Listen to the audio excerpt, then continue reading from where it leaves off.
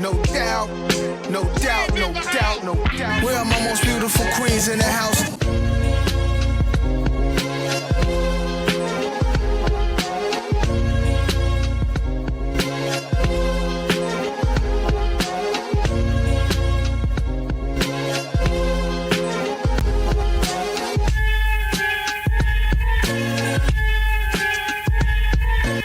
Where are my most beautiful queens in the house? Hey everybody, how you doing? It's your girl Jamila. Peace, peace, peace. Welcome into the Queendom. Okay, today we have a very, very special guest.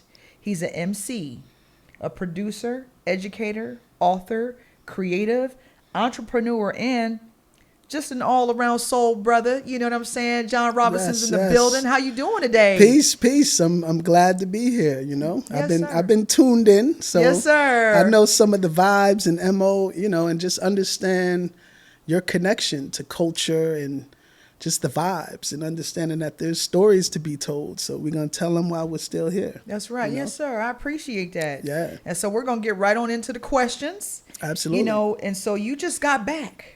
Just got Actually, back. you're fresh out the gate. Fresh out the gate. Okay, from South by Southwest. So can you talk about your experience out there? Yes.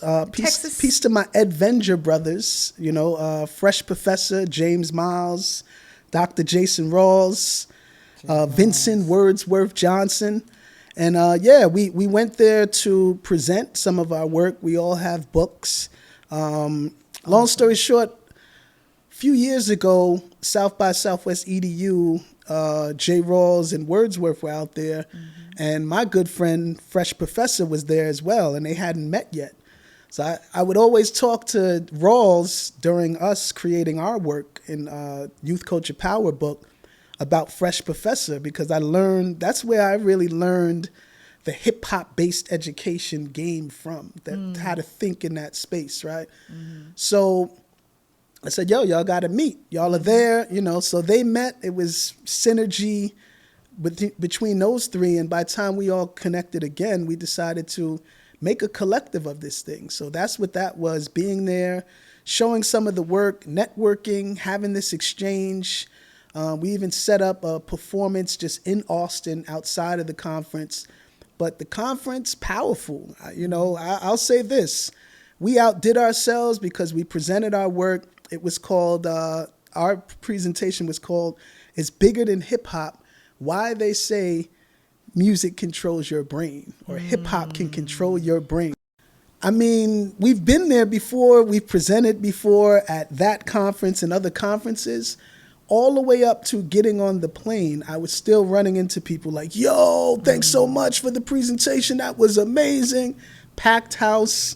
I would say nearly 200 or more in the building, big stage, and we really knocked it out the park. And the way that the chemistry comes together, I could say this on camera, but we don't rehearse. Wow. What we do, we make the slides, go over them on Zoom the morning before, look at the slides, you do this slide, you do that slide, and just go. And it's a lot of improv energy based on just our creative, but our performance experience. Right. You know, so Right. South by Southwest was definitely a success. And Shout out to them. yes. What we're hoping is that, you know, some of that hype kind of leaks back to some of the higher uppers, and the next time going around is just a little more, you know, cushion into the flow, because we invest a lot into making these things happen, and our thing is always grow each time. Absolutely. You know? Absolutely. Yes, sir. Well, could you talk a little bit about, you mentioned Youth Culture Power, YCP. Can you talk a little bit about your work with J. Rawls, with Youth Culture Power? Yes, absolutely. Very, very organic happening. J. Rawls and I have been working on music, over close to 20 years now. Wow. When I think about it. Yeah, close to 20 years. Yeah. You know, and we met very organically through music. Before we physically met, we were just fans and supporters of each other's music. And as J. Rawls tells the story, he was in New York, and Talib Kweli, they were in Fat Beats together. Talib's like, yo, you got to get this record. And he hands him the Science of Life first vinyl, 12-inch, The Powers of Nine Ether. And from that by the time we met, it was kindred spirits. You know, we Yeah. were connected. So leading up to the work, we were touring on the West Coast. We were in LA, and we were in hotel lobby, just kind of chopping it up. And I told him I was newly working with Fresh Professor, James Miles, that we were just with, and start sharing with him what I was doing. At the time, there was this team of teaching artists, right, who were helping super seniors get out of high school who were stuck because they couldn't pass the statewide exams. So we were using hip hop, youth culture, and any connecting, engaging materials that can help young people connect to these concepts, get out the door and be on with their lives, right? And at first it was difficult, but once I got the hang of how it works, etc., it became like, wow, I really love this. So where J. Rawls comes in effect, I'm telling them this, and you know, when you're doing hip hop, you're doing music, you don't talk about the other things you do. Absolutely. So Rawls is like, you know, I've been teaching for like 15 years, right? I was like, no, I did not. Yeah. And he said, I'm actually writing my dissertation right now. And I'm like, what? You're about to get a PhD? Yo, this is great. You know, so at this point, we're really tuned in. But during that process, Rawls was studying so many other dynamic educators. You know, shout out to Gloria Ladson Billings. Shout out to Geneva Gay. Shout out to Chris Emden, Bettina Love, you know, so many, right? That he was looking at these articles, sharing all this intel. So he's like, yo, you should check out this article, check out that article. Oh man, I went back to New York so empowered. I had teachers, principals, administrators like, how are you, where is this coming from? How are you thinking like this? And it really empowered my situation. So by the time me and Rawls thought about our second project, we said, you know what? We need to do something different. The first project was based around our love for jazz, etc. This second project, let's blend in education, you know? And Youth Culture Power came about very organically. We actually had another name. I'm going to tell a funny story, right? Okay. Y'all know J. Rawls. Y'all know how J. Rawls, Yes. he's just so loving of a person. He Yeah. met another educator who I won't name in New York, maybe 2-3 years before we start working on Youth Culture Power. And just what this cat was doing, J. Rawls is like, oh man, I want to be you when I grow up. I want to do this. I want to do that. So mind you, we're thinking of a name, and we chose the name The Re-Education Revolution, right? Wow. And that was the name of this guy's thing. But we didn't know that. This is years later. J. Rawls is not, that's the last thing he's thinking of. So we're presenting some work in New York, and this guy emails J. Rawls like, yo, I can't believe you bit my whole idea. I was sharing with you this. And J. Rawls is like, what are you talking about, bro? We talked once. He sends J. Rawls an email saying, yo, you said you wanted to be like me when I grow up, and you wanted to. He was just saying that, you know, just in the spirit of Rawls. But it was You are literally kidding. his project was called the Re-Education Project. What? So he thought we were trying to just take, and I was like, Rawls, you got to Get outta stop here. doing that, bro. Yeah.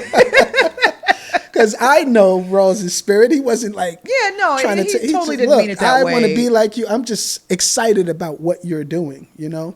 So long story short, we landed on this name, Youth Culture Power, really speaking on the power of young people, right? But as we knew, the power that hip hop gives us, you Right. know, the sight that it gives us, the informative navigation it gives us. You know, I like to say a lot, and I stand on it. I learned more from hip hop culture than anything else ever, Yeah. you know? And yes, I've learned from some dynamic minds as it relates to Black history and our people, but hip hop intersected that as well and taught me so much. So we poured a lot of that into Youth Culture Power, and we poured a lot of intel to help other educators understand, connect with these young people through their thing. And you don't have to be masters of what they do. They're the architects right in front of you. Find out how to connect and communicate with them so they can show you. But it's never going to be a better connection with getting them to where you want them to go than starting where they are, Wow. you know? That's right. Yeah. Yeah, man, that's dope. Can you talk a little bit about Science of Life? Can you talk about Science of Life to these viewers that might not Oh, know yeah. what it was about? Absolutely. Science of Life, that's my foundation crew. Peace to my brother, my actual physical older brother of 2 years, ID4 Wins, aka Invisible Hands. And rest in power to our third member, Inspector Willoughby, aka Ra's son, who transitioned. Science of Life, right? Brief history. My brother started really in this music and culture before I did, just because he's my older brother. So, you know, we grew up in this together, but I always look towards him as, yo, what's the hot new joints out? What's this? You know, he's the one who put BDP tape in my hand. He's the one who, you know, showed me Eric B. and Rakim and just a lot of what was going on. Yo, you got to check out this symphony video. Check out Video Music Box, et cetera, et cetera. And we literally grew up in this thing together. So that was very organic and easy, right? But we moved to New Jersey because we're originally from the Bronx, also lived and spent a lot of our upbringing in Queens and Far Rockaway. And then senior year of high school, we moved to New Jersey. And I got to say this too. We actually, from 8th grade to seniors, although he's 2 years older than me, we were in the same grade. Long story short, his birthday's in January, so he started a school a year late, and I skipped from 6th to 8th grade. Oh, wow. Yeah, so people Just the whole time gifted were like, talented program. exactly. Yeah. So people the whole time is like, y'all twins. Spanish Like, twins, we're right. Not twins. We're not twins. But long story short, we moved to New Jersey, and we meet our third partner, Ra's son. And, you know, he's sitting at the lunch table. He got headphones on. He's rapping to himself. He got a bunch of books around. And I swear, that day that we connected, I felt like it was a decade strong that you couldn't see one of us without seeing all of us. So, you know, very tight connection. And I attribute him to pulling us further in the knowledge of ourselves, you know, the 5%, but so much more, you know, the Dr. Malachi Z. York, the Sheikh Dawood. I mean, he was telling us names that we were like, who? Who's this? Who's Deuce Ali? What do you mean? Oh, Eat to Live? But, you know, so he really brought us into this knowledge in high school, you know, and it was fun. We were like battling our history teachers. No, that didn't happen. That's not what it was. And so it was, you know, such a powerful connect just on a high school friendship. We loved the culture level. And that developed into, let's do some music together. We all love music, etc. And the name stemmed from a group that my brother had already called KBM Soul. Knowledge being manifested through the sciences of life. Wow. Yes. So by the time we connected, it was like, you know what? We need a name, because we went from God Body Soldiers to God Body Science. And we were like, yo, that's dope, but we need a name that connects to everybody. It doesn't necessarily box us into one thing, but you still know we're some serious brothers. We're not just talking about anything. And we landed on Science of Life because we felt like everyone in the world can relate to that. Everyone's trying to figure out how to get to a better life, or what's the science of life? How do I navigate this space in a way of, you know, empowering and learning? And I shouldn't say everybody. Hopefully most people. Are on we that know, journey. You know, there's some people who don't care about that. They just party and bullshit. Exactly. And that's all they about. Exactly. So that was really, you know, our humble beginnings as a brotherhood of just learning, teaching each other and sharing. And I would say the thing, unfortunately, but fortunately, that we all shared was we were from single parent households. You know, we grew up without our dads present, and we got to share a lot of that energy amongst each other, reading, learning, etc., to not necessarily want to be missing some of those jewels that came with being a man, you know, being responsible.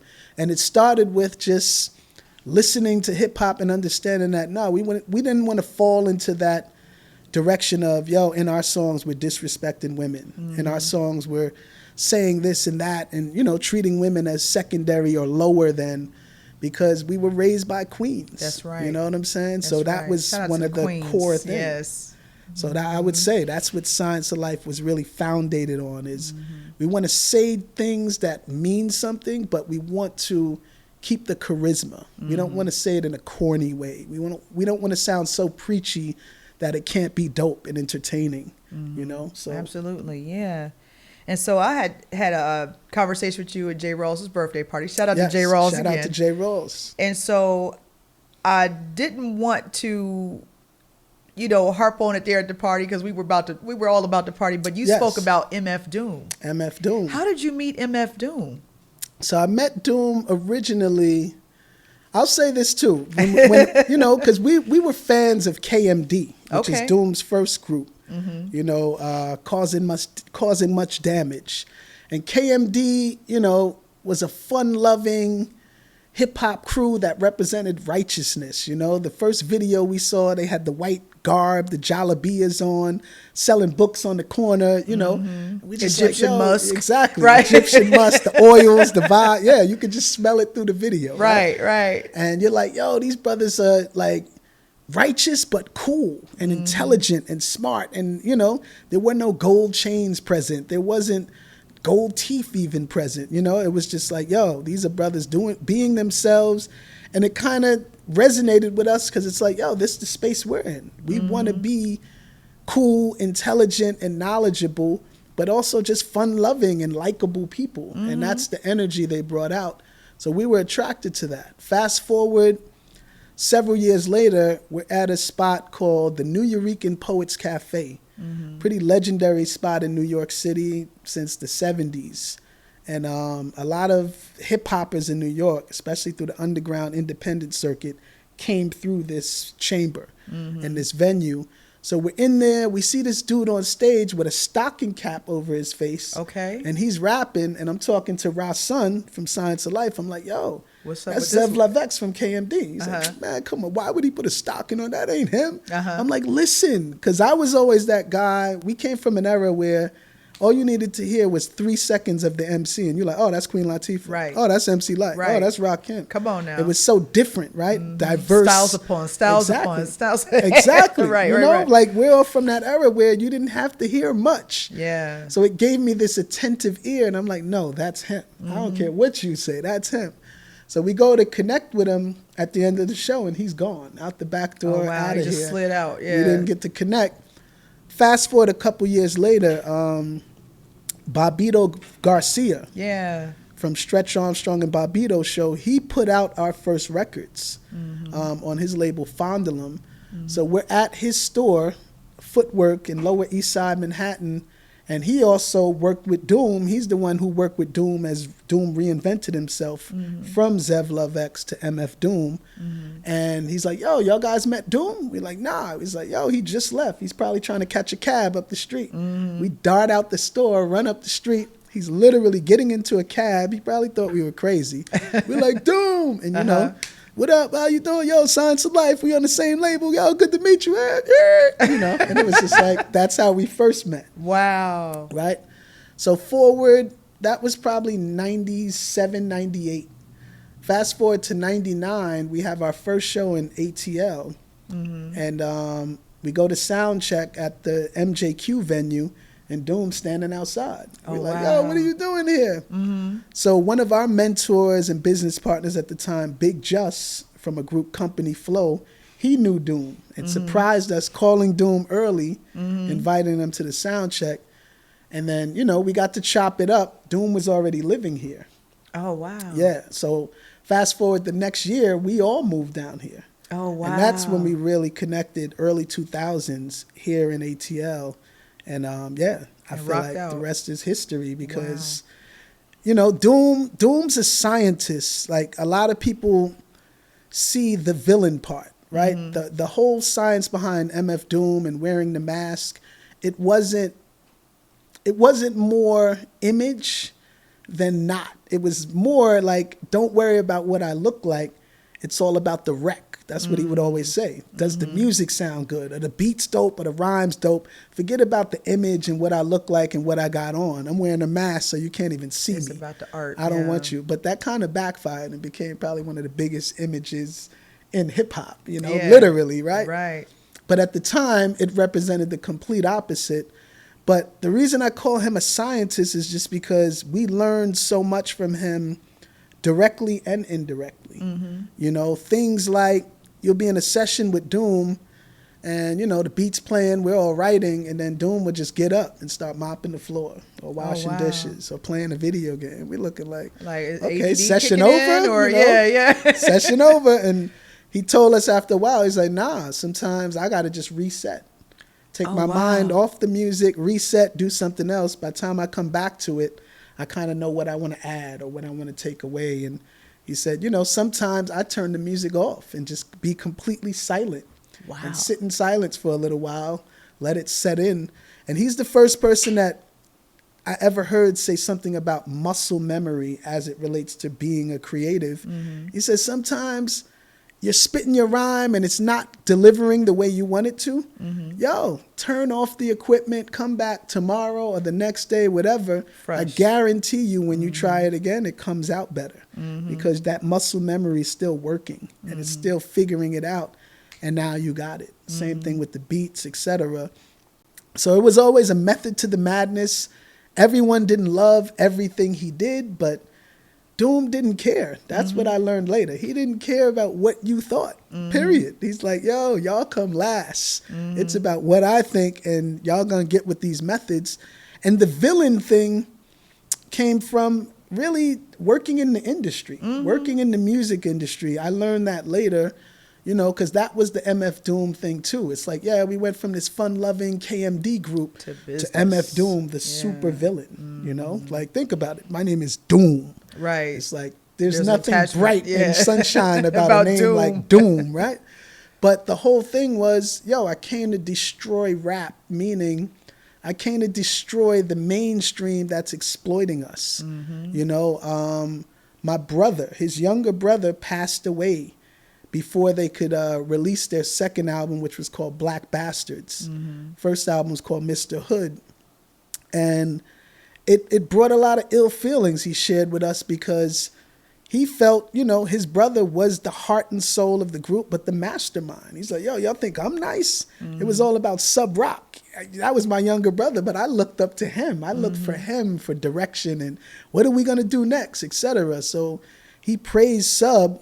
And when Sub passed away, I can't remember exactly how it happened, but I know it was him being hit by a vehicle was involved. No. Yes. Oh, I'm sorry to hear that. So they wound up losing their deal. I found out recently the reason they lost their deal, the whole story we thought this whole time was they lost their record deal because they had an image of Sambo hanging from a noose on the cover. And, you know, they took it there. Yeah, but if you're in the right mindset, what's so negative about that? Yeah, hang Sambo, hang that jigaboo mentality. That's not what our people represent. That's not what we're about, first and foremost. But then I later learned, unfortunately, it was a black woman who wrote for a high-powered magazine who never listened to the album, saw that image, and tore it down in this article so much, the label got afraid. You know, and if she had listened to the album, she would have known that, no, they're not hanging black people. This is not anything negative. This is actually an empowering thing. And this is actually, you know, no different than saying, you know, Fear of a Black Planet or A Nation of Millions or, you know, just that whole movement that was ushering in. Unfortunately, she jumped the gun. Obviously a powerful enough writer to shut it down. The label was afraid, sabotage, and they dropped him from the label. Wow. You know, so I feel like that put him into an anger/depression that came out in the reinventing of himself. But yeah, I mean, Doom has so many facets of himself that are amazing because he's one of the only people I know in this business who was totally about, I'm not going to the people. I'm not making myself available. And the more he did that, the bigger it got. You know, you can't see me. You can't shake my hand. None of that. And it's like people wanted more because of it. And not many of us get to do that. Right. You know, and one of the things I challenged him on later in our connection was the imposter Doom shows, right? I happened to be at 2. You know, he booked me for an Atlanta show and an LA show to basically work on stage with the imposter Doom, but he didn't tell me. Oh, wow. You know, but when I challenged him on it, his whole thing was, yo, I tell them in the songs, Jay. I plot shows like robberies, in and out, 1, 2, 3, nobody's pleased. I'm telling them. And guess what? I don't care. I'm really the villain. Like, I'm the villain. I want people to be upset. I'm villainizing this industry. And after a while, I just stopped questioning it because I realized, you know what? There is a method to the madness, and it's clearly working because things are getting bigger and bigger, and the opportunities are growing. And most of all, yeah, it was very methodical. This guy knew what he was doing. You know, he's been doing it so long, since like the 80s, late 80s, right? And the way that he's been able to reinvent himself, I don't think I've seen anything like that similar, especially in hip hop. Wow. That's awesome. And so I've just been researching leading up to the interview, and I've noticed you've got a lot of collaborations in your career. Yes. And so is there a dream collaboration for John Robinson? There is. There is? Yeah, definitely. And you know what? It's probably obscure, but right now, my ultimate dream collaboration, as crazy as it may sound, is Auntie Anita Baker. Are you serious? Straight up. Like, let's do Anita a whole Baker. album. Let's do a whole album. You know, it's funny when I heard about her regaining the ownership of her masters. Yes. You know, it brought me a lot of joy, but then it made me say, maybe there is a chance to connect. And, That's you know? right. So I had this idea for a while. I won't even say it loud because, you know, people are tuned in, but I'll Right. say it off camera. But yeah, I've had this idea for a while on how to even put myself out there in that space that could get back to her and connect in a way. You know, she just comes off as someone who has that ear and is spirited enough to connect with the younger generation in some capacity. But yeah, Anita Baker, I feel like since I was young, something about how she's able to rock these slow jams and make them a bop. You know, it's just like, I mean, complete slow music. And you're like, yo, this is a vibe. And I just felt like, yeah, she's just very unique in how she delivers the songs and the messages and the sensibilities. And, you know, I love a lot of other singers too, but she's my top. That would be incredible. Yeah, she's my top. We're going to have to figure out how to make that happen. Yes. Anita, if you're listening, holler at John Robinson. Absolutely. Who would produce it? Who would produce it? That's an amazing question. I mean, right now, shoot, my favorite producer is my brother, Invisible Hands. I feel like he don't get the flowers he deserves, and he's someone that we came up doing this at the same time, and he got so good so quickly. I kind of fell back on production as much as he was, and I'm just really getting back to it over the past several years, but Invisible Hands would produce it just because of the chemistry we have, and I know he would know. And I feel like he's more of a Sade fan than Anita, but he would understand, definitely. Definitely. What would the audience be surprised to find out about John Robinson? Like, can you play the accordion, or do you ski, or? That's a great question. One of the things is most of the time in the car, I'm not listening to hip hop. Oh, wow. Mostly I'm listening to, my favorite thing to listen to is new singers that I've never heard before. So like emerging singers. Like I'm really into singers and vocalists. I like male singers too, but mostly female singers. It's something about the tone and, Pitch. you know, I like poetic singers. Singers that are willing to deliver and sing about something that's not so typical. You know, or if you're singing about love, you're doing it in a way that kind of reminds us of back in the day, how, you know, you can have this raunchy record, but it's done so creatively, you didn't know what it meant until you became an adult. You know, not like now where it's like, if it's raunchy, even at 7 a.m. in the morning, you know what it means. Right, you know? right. So singers, that, and then I'm really into like late 80s, 90s reggae. You know, like just growing up in Far Rockaway, I feel like I grew up around a lot of West Indians, you know.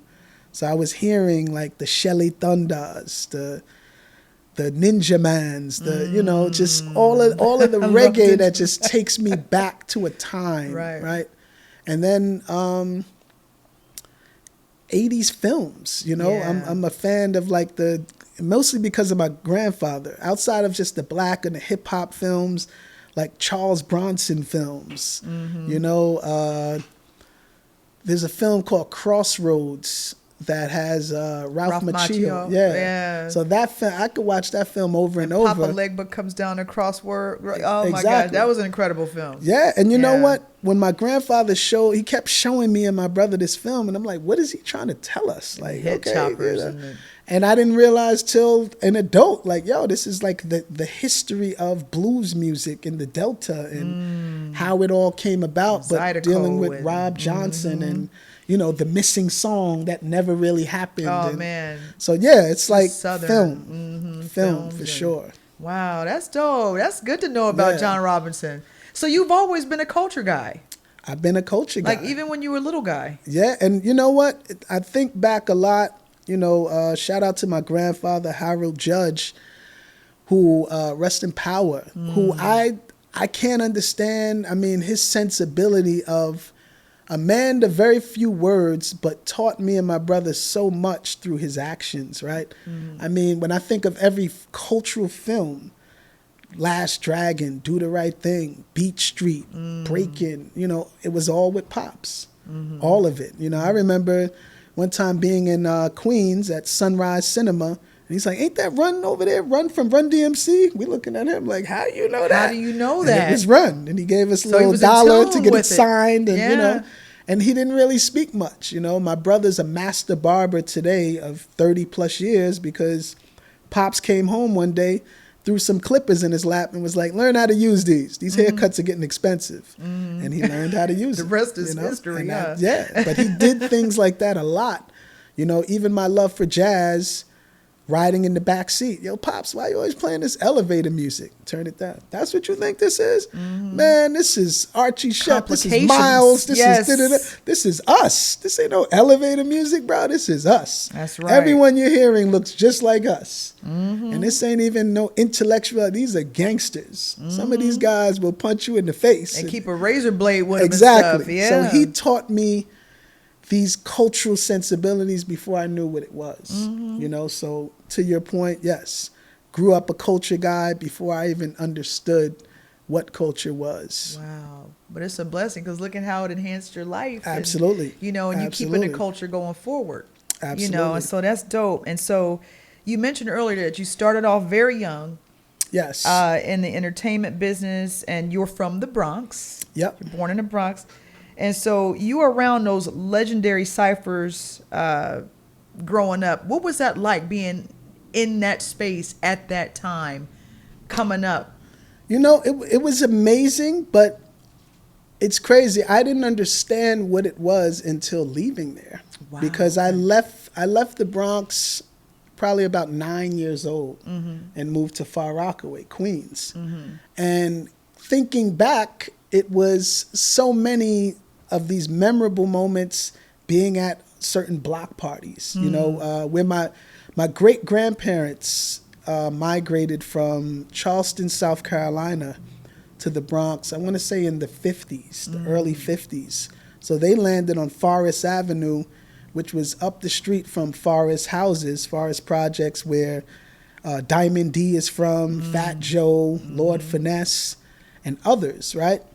And growing up, I didn't know them, etc., but it was still this energy around there that, you know, as crazy as it was to see all these lots and abandoned buildings, etc., as a kid, there was such a community, you didn't feel danger. You didn't feel unsafe. Wow. I felt like everyone knows everybody. You know, I can remember Mom sending us to the store, at 6, 7 years old, going to get a Pepsi and a pack of Virginia Slims menthol. Wow. You know, and because the bodega guy knew who our mom was, That's right. Like, oh, take go this to your ahead. mom, you know, Yeah. and give us a Tell her pack I of said hello. cigarettes. Exactly. That's right. And it was like, that's how tight-knit the community was.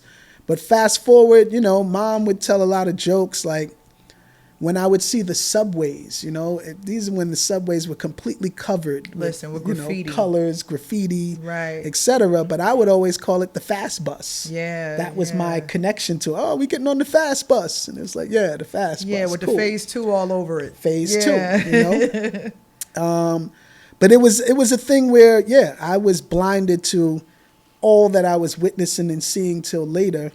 I got to say, shout out to Phase 2, too. The first time Science of Life left the country, our first international tour in Italy, Phase 2 booked us. Wow. Yeah. Wow. So that was, And that kind of, Phase 2 was, are you serious? Phase 2 booked us, yes. So we got to hang with Phase. He was living in Bologna, Italy, in the mountains of Italy at the time. And this guy was living such an amazing life. I mean, he was literally like, yo, y'all eating that?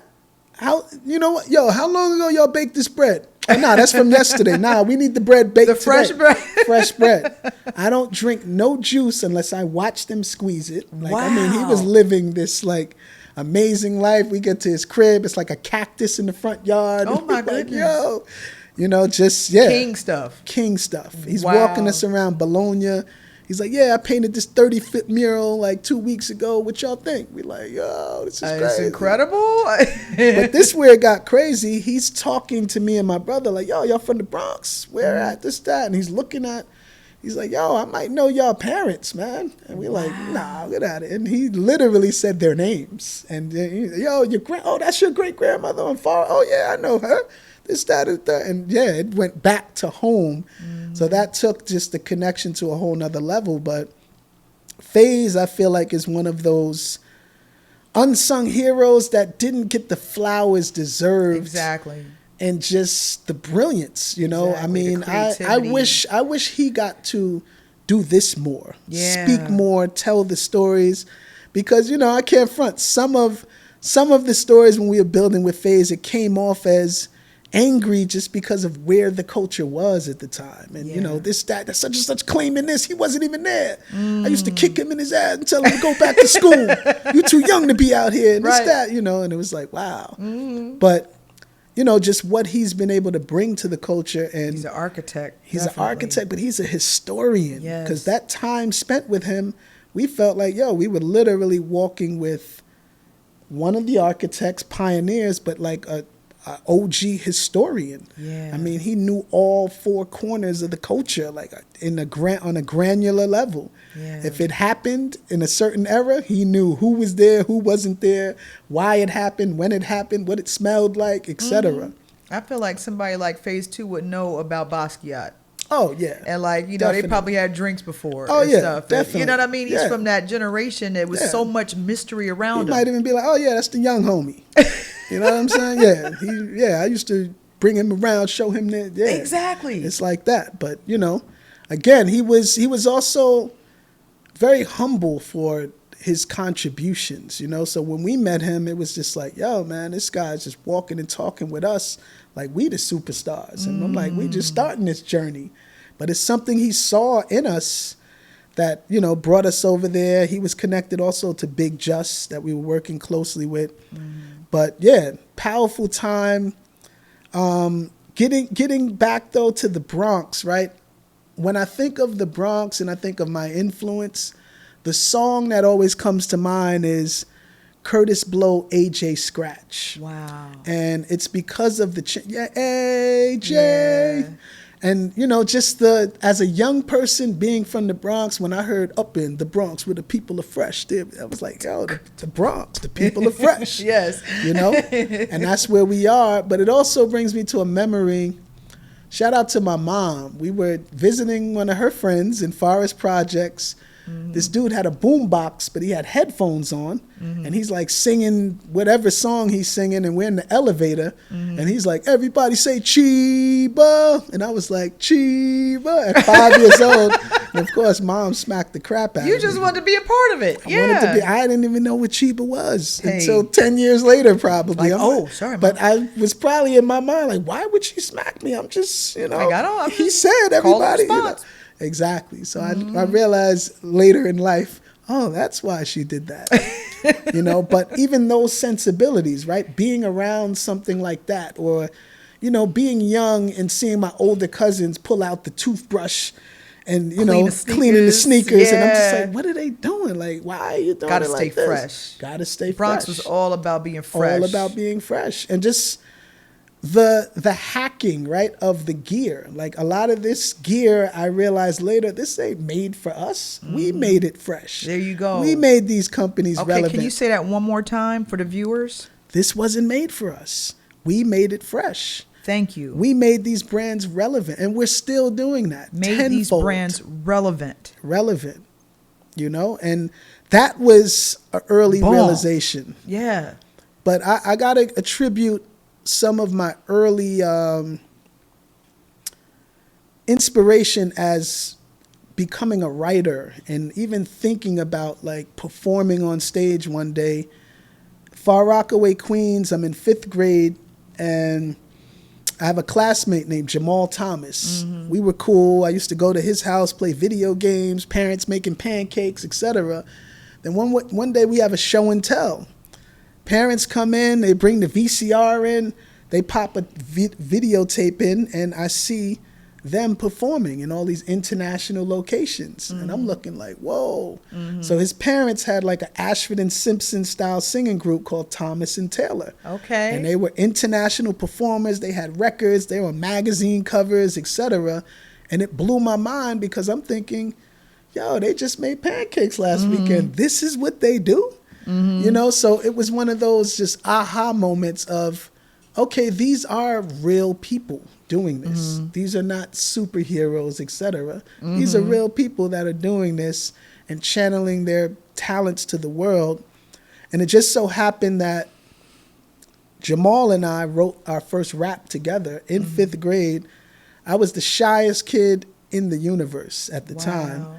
For whatever reason, I agreed to perform with him at the talent show. And from that day forward, I was addicted to, wow, I could do this and get love from the people and seem cool. Oh, man, let's do it again. Yeah. Let's do it again. Wow. You know? Yes, sir. Well, you're a to the core New Yorker. I love New Yorkers. In my mind, I'm from Flatbush, right? You are, yes. I love hip hop. I've been listening to hip hop like since I was a little girl. No doubt. But I had this is an R&B question, but I know you would know because you are somebody who knows his stuff, right? Yes. Why do New Yorkers go crazy at the party when Colonel Abrams come on? Or when that, I want to thank you, Heavenly Father. Yeah. Why do they like lose it and set their drink out and then run to the dance floor? Are they from New York? Like, what is it? What's the magic behind the story? I think it's because of the early parties. Those were some of them jams that would play. But they lose their minds, John. Yeah, it's something about those early parties, but then it's also growing up in the households. You know, this is what our parents were jamming to and listening to. So it takes you back to that vibe. So I can assume that most of the time when that happens and they're running to the dance floor, they've been to one of their parents' house parties and saw the adults jump up and start dancing and jamming to these jams. Because those were the jams. And it's something about that era where it's like you could make these meaningful songs. Think about, I want to thank you, Heavenly Father, for shining. I mean, such profound lyrics, but it's a jam. It's like you can literally party and bullshit to that song, but it's still giving you empowerment. It's still feeding your soul at the same time. And I think that's some of the stuff that I want to see. I see a little bit of us getting back to, but I want to see more of us getting back to feeling good about saying something in our songs, but also making people feel good at the same time. That's right. You know, but I think that has a lot to do with it. Just the upbringing. There's songs right now. It evokes a feeling. Exactly. Yeah. And there's songs right now that it just, I feel like if you Black in America, period, you put Before that I Let jam You Go on. Is another one. Exactly. It's like Black folks' Sweet Caroline. How white folks hop up when Sweet Caroline comes. Sweet Caroline. You know what another one is? What's that? Especially for us New Yorkers. And the thing was, it was more of a UK jam back in the day. is the Soul to Soul songs. Keep on moving. Keep on moving and Back to Life. And the Family Stand, Ghetto Heaven. Wow. You know what I'm saying? Wow. Ghetto Heaven. Yeah. And they would mix it in and cut it in and Mix stuff. it in. And You know, and like it would I vibe can all remember night. a DJ from my block in the Bronx named DJ Sugarfoot. I don't know why they called him Shouts that. to him, Shout right. out to DJ Sugarfoot, right? It was the funniest name, but he was the one that played all them jams, the Soul to Soul. And, you know, and I'm young hearing this stuff, and I feel like it was those early jams that gave hip hop the direction to say, you know what, R&B and these hip hop beats work because it worked already. And yeah, let's usher in a new era of doing that. And here comes your Mary J's and your Jodeci's, et cetera, where it's like, oh yeah, that's right like on the money. Soul, R&B. Hip hop soul. Yeah, it's dope. Yeah, like let's talk about the music before crack hit. Like, what do you think about the vibe of that R&B, soul, hip hop feeling you were talking about? Yeah, I feel like, you know, it was joy. It was aspirational. You know, it was really a time where our communities was coming together. We felt unified. We felt empowered.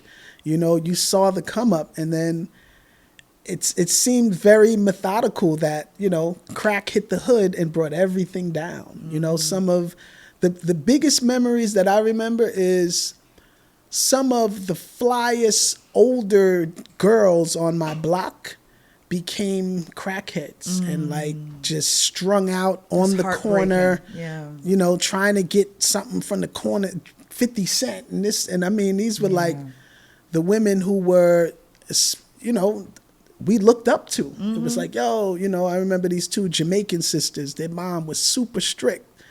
Miss Jackson, like, you know, they couldn't even come to the fence. Mind you, they were like 17, 18 at the time. We're like barely out of middle school. But we just looked, you know, they would fly, the door knocker errand. They always just dressed to a T, you know, hip hop as can be. But their mom, being so old school West Indian, she didn't necessarily understand, you know, just this American hip hop culture that was ushered in. So she was trying her best to keep them away from it. And I think she spent so much time trying to shun them and keep them away that they wind up becoming victims of the crack era. And a lot of times how it would happen is simply being at a party, trying probably some weed or something like that, and it being laced. And now you're strung, you know, or just hit this real quick. It ain't nothing, you know, and you hit it once and you're gone, you know? Yeah. I remember a woman, I'm forgetting her name, but she lived up the street. She got, you know, it's the first time I heard of a young black woman getting a full scholarship to UCLA out the hood, right? That's amazing. And we like, yo, that's amazing, you know? So I looked up to her like, wow, this is crazy. You going to the West Coast of California to college? That's far. Exactly. She gets there 1 year, comes back successful in the summer. She goes to a house party, hits some lace weed, and never made it back to school. Her life went downhill from then, literally. And it was just like, wow. So ironically enough, that rhyme that I wrote in 5th grade with Jamal Thomas is about crack and how crack was destroying our hood. And I'm 10 years old. And the first time I decided to write a rap with another classmate, it's about crack. So that's how hard it hit our neighborhood. And, you know, it was bittersweet, right? Because a lot of the drug dealers that we knew in the hood were the coolest brothers ever. Yeah. Cool. Like, you know, fly whips, the Maximas with the kits on it, the Saabs, you know, just the Jettas, etc. You know, yo, what you need, homie? You need something from the store? Boom. Right, BBSs, etc. You need something from the store? Yo, go get everybody from the block some ice cream and some chips and some soda. Superheroes, right? But we're too young to realize they're attributing to destroying our neighborhoods. Wow. You know what I'm saying? And then they was so addicted to the money, it was kind of over their heads too. Not realizing that, yo, this can affect your family. That's right. This can affect your sister, your brother, your mom, your grandmother, etc. And eventually, in a lot of cases, it did. Every family got touched. Every family got touched. They weren't selling it. Somebody you knew was using it. Yeah. And every hood got touched. You know, because as I build with more people, now that we're adults, every hood in America got touched in some capacity. And we felt the declining of our neighborhoods. We felt the declining of some of our warriors and soldiers who, wasn't able to navigate and make it through. Even some of the people we know in music and entertainment that we looked up to got caught up in it too. So yeah, that's a great point. I mean, we saw the contrast between the music and culture that was thriving before it, and then what happened after it, and then what it caused in hip hop. To me, it caused this narrative of crack is whack. We got to rebuild our people. We got to get back to the knowledge of ourselves. Exactly. Self-destruction, fight the powers. Gang. All of I remember that. all of that. Yeah. So it gave us a boost.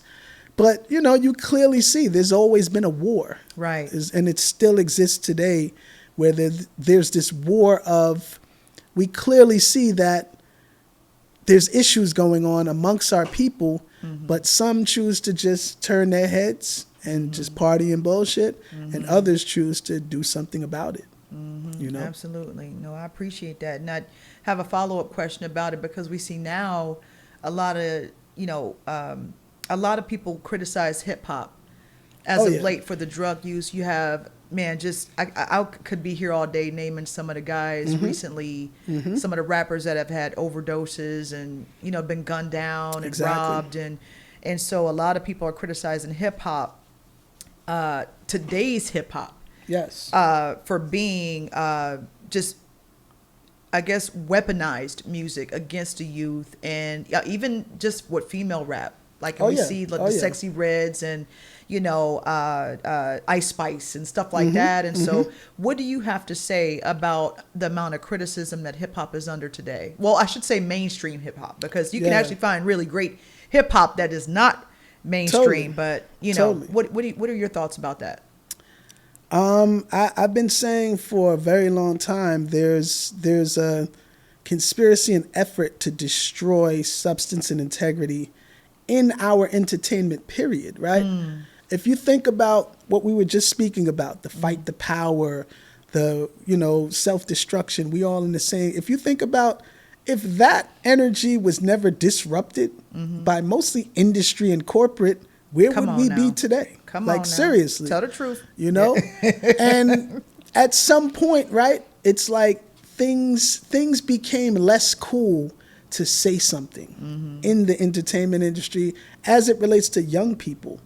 I remember in the early 90s, there was a point in time where you couldn't buy hip hop unless it was gangster rap. That's right. You know what I'm saying? It was like nothing to buy. It was a whole void. It's like, anything that's coming out new is gangster rap. And you got your few and far between other jams coming out, but for the most part, it's gangster rap. That's it. It's gangster rap. Ushered in. And from the standpoint of where I was coming from, it didn't resonate with me. That didn't resonate with me. I just came from a different school, right? If you don't like it, you don't like it. It don't mean that you hating. Exactly. Just a comment. But when I think about today, right, and what we're seeing, I feel like, some of it, I blame our generation. And what I mean by that is we have to take accountability for our own culture. We can't expect outsiders to make sure our culture is well, So it's like, when I hear people from our generation say, the young people don't know this and the young people don't know that, it's like, well, who was supposed to tell them? They were raised on it. Exactly. Yeah. And how did we know? Most of the time we were told by someone from the generation before us. It was ushered in, right? Or it was so normalized, we learned about it just being in it. That changed, that shifted. But to be the bearers of the culture, we have to share it. We have to tell these stories. We have to connect the dots. And the reality is a lot of this stuff, these so-called issues existed way before the music, So I think when you come out and you see your Sexy Reds or your Ice Spices, etc., it's because of, and this is my opinion, right? I think it's easier to duplicate that from an industry monetized corporate standpoint, right? It's not easy to find 12 Rakims. Come on now. You know what I'm saying? It's not easy to find Come on 15 now. Nas's. Come on but now. you could find several Sexy Reds and Ice Spices That's and right. Young This and Lil That, right? It's kind of Lil easy everybody, right. to replicate that and, It you know, is. kind of keep it going. So I feel like corporate ushered in this norm to say, yo, this is what it is now, right? And when the young people, I mean, we're living in a time where we went from the queens and the gods, you know, the wisdom bodies, etc., to demon time. Right. You know, that's Right. normalized. It's Right. normal for a young person to associate themselves with being devilish or being a demon or being Right. evil. I'm a You know? savage. I'm a Yeah, savage. I'm this. And like word sounds Exactly. power. Yeah. So we got the lessons and we came up a way, you know, and it's just like you can't be speaking certain words when you got knowledge of self. Exactly. And you can't even allow yourself to listen to certain things when you got knowledge of self. Exactly. And so I remember growing up around folks like you're not allowed to listen to that because your mind is a temple, your body is a temple. You can't feed that to, you know, you got to be this way. You can't sit, you know, that you got to reject that. Exactly. This vibe you got to reject, but now it's embraced. It's embraced. And it's almost like you're bullied into it. I talk to my daughter, you know, and I look at her eye, I look into her soul. Yes. And I'm like, and if I catch you twerking, I'm going to kill you. Okay. Yes.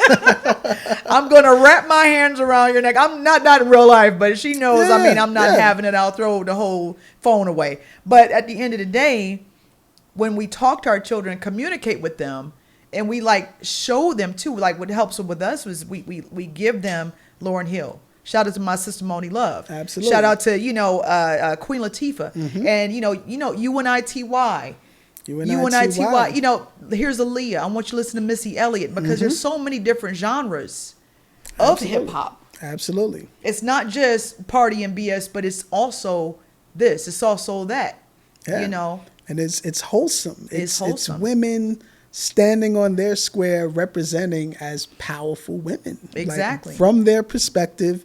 Like, for instance, when you say UNITY, right? I remember seeing that video for the first time and really understanding that, wow, women don't feel appreciated in this culture right now. For her to make a song at the time, they feel like, yo, you're being a little extra with the harassment, you know, but even more so like,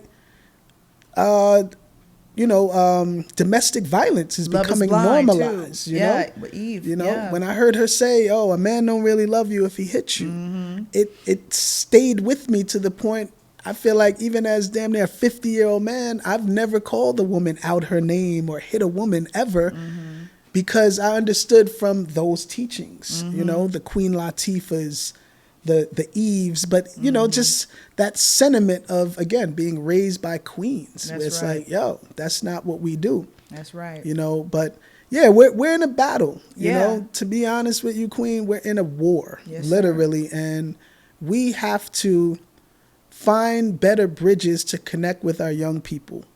It's silly to me to expect to ever have these conversations with the younger generation if we're negatively criticizing their stuff. That's right. You know, Because it's we all did our expression. stuff too. I mean, Exactly. I know Little Kim's whole verse from All About the Benjamins. Exactly. Throw a hex on the whole family. Exactly. Dressed in all black like the omen. You know, but Yeah. there's a time and space for that. There's a time and space. I wasn't allowed to listen to it. I had to sneak. I was a teenager when it came out. Yeah. But, you know, to your point, like we had ours too. We We had did. our Foxy Browns and DMXs and, you know, but we also had De La Soul. We also had, Big time. you know what I mean? We had Common. There's a balance. Yeah. And it's just the mainstream culture right now is, I don't see much of a balance. Yeah, I like to say there's not a lot of choices, there's selections. Selection. Pick what's here. You can't choose this or that I'm anymore. going to teach a clinic today. Pick what's here. You're selecting what's there already, right? And, you know, we have to realize again that, yo, it's up to us, for real. If we are to raise things to a higher level and higher perspective, it's really up to us. And we can't shut down the younger window in perspective because the reality is too, some of this music, it's not all, I'm just doing this to make money and saying all this wild stuff. Some of these people are living in the trenches You're and this right. is really their lives and they're sharing it. And this is a point too, right? it's not kids that are empowering financially a lot of this stuff. Sexy Red is not super rich because some K through 12 threw money in her pocket and supported this. It's not kids mostly. It's their not parents. kid-friendly music. It's Ice Spice is their not parents kid-friendly that's music. jamming to it. Exactly. So it's adults. But the kids go to it, John. Kids go to it. And that's what happened too. I want to say most of the stuff is not kid-friendly music It's that not. you listen to on mainstream. No way. But just like we wound up with stuff, I had no business listening to Gin and Juice when Of I was a course. kid. Of But I course. could get to it if I wanted to. Of course. But like, how do we, like, is there a solution other than just kind of saying, listen, I'm going to just go ahead and mold you so that you can understand what type of music is quality music? That, and I think talking to young people, getting them to talk about why they even resonate with this stuff. Okay. What do you like about it? What do you Okay. care about? How does it make you feel, right? And then I tell parents all the time, in my opinion, a lot of this music and content that's out there makes some of the hardest conversations you'll ever have with a young person a bit easier. Okay. Because you can literally say, what do you know about this? Oh, you heard Future saying Molly and Percocets. What's that? Right. Oh, well, Molly is the, and then you'll find out what these young people know, or some of them might not even know what Right. they're saying. And Right. that usually that happens more than not. You know, when you're from a certain level of upbringing, you're just singing and in the mix just because of the beat sounds good or your friend likes it, etc. But you don't even know what it's saying. You're Right. not there yet, right? Right. But it doesn't change that you're taking in this energy. Right. It's still raising you up. energy. You know? Right. But that's the thing. I feel like we can't be afraid to have these conversations. We can't be Right. afraid to, and again, I don't think we get to that point being judgmental. I don't think we get to that point making them feel like what you're doing is less, no matter how we feel. Oh, that ain't, oh, this ain't that. You do that, the door closes, the window closes, and we don't have these connected conversations. But I really feel like it's up to us. I'll be honest, Queen, I don't have the full answer because it's very complex. But my answer would be we can't give up. You know, we got to figure it out. We can't give up. And we know how powerful this culture is globally. Yes. Right? Impactful. And we need to have more of a grasp of it, more ownership. You know, to me, it's criminal that hip hop culturally, musically, etc., is $1 billion global industry, but we still have the pioneers and architects trying to keep their lights on. Absolutely. You know, so we're in this stage of how do we fix this thing from the ground up? Yes, How do sir. we build a more solid foundation so that as it moves up, young people just kind of move in the direction of understanding the power that they're connected to? Because again, when we say hip hop in here, we're not just talking about music. We're talking about mainly culture and all the nuances that's connected to it. And yeah, we easily understand that, yo, hey, young world, this is something that you can build on top of. That's This right. is something that communicates with the world seamlessly. It seeps into everything, politics, etc. Hip hop has a space there, and it's alive and well. And it's up to us to determine how it lands with young people, and you know, from here into the future. Yes, sir. Well, I Yeah. can appreciate that. So if you could go back in time and talk to 16-year-old John Robinson, what would you say to him? You know what? My politically correct answer would be nothing. Really? Go through all you went through to become who you are. Just go for right? it. But to answer the question just anyway, right? It would be things like, don't be afraid to fail. You need to fail to get better. You know, it would be things like, listen to yourself more. Listen to your intuition. Don't wait until you're a grown adult to learn that lesson of that inner voice that's telling you things is really your intuition, and it's saying these things for a reason. It's not, you don't just hear this for no reason. And you know, you'll go through these moments where you hear that inner voice as a young person. You're like, oh man, I knew what would happen. I told myself, and I, you know, and then it's not till you raised up to an adult, usually over 30, closer Yeah. to 40, where you realize I'm gonna start listening to myself. So Yeah. failure, listening, and then understanding too that be a life learner. There's no cap to learning. There's no measurement to, oh, by the time you're this age, you should be doing this. Everyone's journey's different. Yeah. Sometimes we look at the other side and say, oh, that grass looks greener, but you never know how that other person or people are feeling, what they're dealing with that you can't see. And it may not be better than what you're sitting in. So it's like focus on your own, build your own. But I guess lastly, I'll say be community minded. Understand that, yes, you can get there fast and quick and efficient on your own.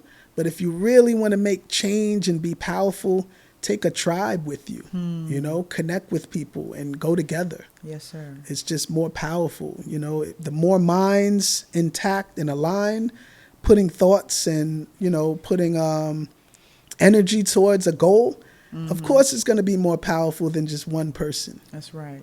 So that's right. those are some of the things. You would tell them some good stuff. Yeah. And so what's next for John Robinson? What's coming up next? I'll say being inspired by platforms like this. I always say on platforms like this, and just to myself a lot, we have to tell our stories while we still can. Otherwise, someone else will, and they most likely won't be told correctly. So, behind the scenes, I've been working on a podcast. I'm kind of shying away from the visuals to start off, just because I want to cheat a little bit. I'm an orator, and it's easier to just say things. Yeah. But, just really getting more into telling these stories, right? But telling the stories in a way of sharing what I learned from them and hoping other people could take some of the jewels. And a lot of it comes from the different meetings with people and being around certain things and taking in what I took in. Also just expanding ideas based on my music life. I always say there's other things that work in the support base that I have from music. That's what brought J. Rawls and me connecting on the education space. There's parents out there who have children in school. There's other educators who are watching us and connected. So I'm really been, I don't have grasp of everything that entails, but I've really been spending time to find out what are those other things. What are those other things? It definitely has to do with storytelling, has to do with writing and sharing, and just building community. I tell people all the time, this hip hop culture biz it's social, it's community, it's people based. You can't be an asshole and expect to thrive in this space. It's for not real. gonna work. It's not gonna work. Yeah. It's difficult. So it's like, how do we connect more? How do we put more ideas together? And then I'll say this too, I've spent so much time creating my thing and our thing as Science of Life, etc. I think a lot about who am I going to bring to the fold? Who am I going to pour into? Each one teach one. Creatively, bring So along these artists, these upcoming emerging artists, not to say I haven't worked with anyone younger than me, but I want to put more focus on developing artists, developing creatives. I love it. I love it. So I can't think of anybody more perfect for that. Thank you. Just pulling them on up y'all come on, get us. There's plenty of for us to eat here. Eat with us. And just sharing the value, right? Getting them to understand that I don't want to tell you how to be, what to say, and how to represent your part in this. I just want to share some of the blueprints that I walked and navigated that can help you move, in a different way and kind of give you more empowered thought, because the reality is you still got to stumble, you still got to fall and trip to get better, to stay sharp, So I don't want to take away all of the flaws and make this smooth, flawless journey, because you don't learn like that. You have to make mistakes. You have to fail your way to success. Well, it sounds to me like you're moving into chiefhood, young man. Thank you. Long live the chief. Yes. And so I appreciate you being here today. And so what's your social media so that the viewers can go and follow you and support everything you're doing? Absolutely. At John Robinson Music, and the website's the same, johnrobinsonmusic.com. Okay. And that's the easiest way to connect and find me, you know. And I'll say this. I usually say this when I'm at platforms wholesome like this one, right? If you hit me up and say you saw me here, I'll send you something. Oh. Word up. Oh. The first 5 people. Let me Yes. limit it, because mess around, it'd be like 1,000 people. You ain't send me nothing. Oh, So man. 5 people hit me up here and say you saw me here on the Queen's address. Yeah, I'll send you something. Oh, that's dope. That's No dope. doubt. Yes, sir. Well, thank you so much, John. Thank you. Yes, thank you. Peace to you, King. Thank you, Queen. And we'll see you next time on the Queen's Address. Peace, Queen. Peace, King. Take it easy. Peace. Queendom.